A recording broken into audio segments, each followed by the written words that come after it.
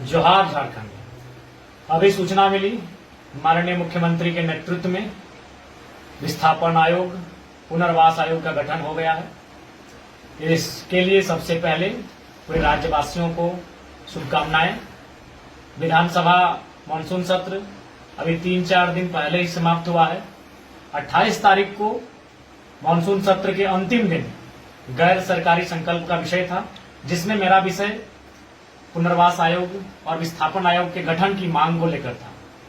विस्थापन और पुनर्वास आयोग के गठन की मांग को लेकर यूं तो सालों से कई माननीय सदस्य विधानसभा के पटल पर मांग को उठाते रहे हैं, आवाज को बुलंद करते रहे हैं, लेकिन इस बार माननीय भू राजस्व मंत्री श्री दीपक बिरुवा जी से मेरी जो विस्थापन को लेकर जोरदार बहस हुई, पूरे राज्य ने देखा और मैंने माननीय मंत्री महोदय से स्पष्ट कहा कि आप तिथि स्पष्ट बताइए कि विस्थापन और पुनर्वास आयोग का गठन 15 दिनों में करेंगे, 45 दिनों में करेंगे या 100 दिनों में करेंगे या 150 दिनों में करेंगे। तो उस बहस के बाद जो बहस जिसको मैंने पूरी ऊर्जा, आक्रामकता और गर्मजोशी के साथ अपने चिर परिचित अंदाज में रखने का काम किया था, और उस बहस के 5 दिनों के अंदर आज झारखंड कैबिनेट से अंतिम मुहर लगी। जो 25 वर्षों से मांग अधूरी पड़ी थी, विस्थापितों की मांग, विस्थापितों की आवाज, उस दिशा में सरकार ने पहल किया है और इसके लिए मैं माननीय मुख्यमंत्री और माननीय विभागीय मंत्री को भी धन्यवाद देना चाहूंगा। साथ ही पूरे राज्य के जनमानस को शुभकामनाएं कि चलिए अंततः इस राज्य को विस्थापन और पुनर्वास आयोग के गठन का शुभ समाचार मिला।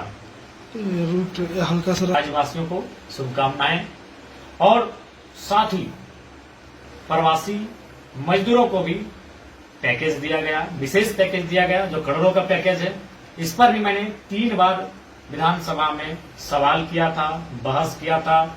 एक बार बजट चर्चा परिचर्चा में, एक बार शून्यकाल के माध्यम से और इस बार के सत्र में ध्यान आकर्षण के माध्यम से मैंने प्रवासी मजदूरों की समस्याओं से हमेशा सरकार को रूबरू करवाया है और उस पर मैं हमेशा अडिग रहा हूं। मैंने हमेशा जोरदार बहस किया है। तो कहीं ना कहीं और मूल रूप से विधायक का काम यही होता है, सड़क बनाना। ये विभाग ये काम है, इसको डीसी भी करा सकते हैं, इसको अन्य पदाधिकारी भी करा सकते हैं। डीएमटी फंड से तो कहीं सीएसआर फंड से, तो कहीं टायर्ड तो कहीं अनटायर्ड फंड से ये काम हो सकते हैं। लेकिन विधायक का जो मूल काम होता है, विधेयक पर बहस करना, विधेयक पर चर्चा करना, विधेयक प्रेजेंट करना या फिर विधेयक बनाने के लिए सरकार को बाध्य करना। तो कहीं ना कहीं सभी माननीय सदस्यों ने प्रयास किया था, लेकिन अंतिम मुहर 28 तारीख को मैंने एक जोरदार बुलंद आवाज के तौर पर रखा विधानसभा में।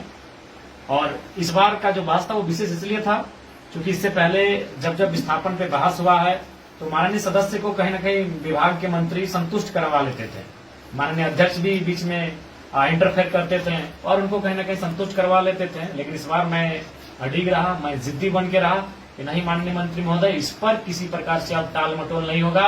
विस्थापन के नाम पर लोग सिर पे माथे पे गोलियां खा रहे हैं, रोज लोग लाठियां डंडे खा रहे हैं, जेलों में भरे जा रहे हैं। तो इस पर अब कोई समझौता नहीं होगा। आप स्पष्ट कहें विस्थापन नीति कब बनाएंगे। और अंततः जैसा कि समाचार मिल रहा है, विस्थापन आयोग, पुनर्वास आयोग का गठन किया जा चुका है। इसके लिए पुनः राज्यवासियों को शुभकामनाएं।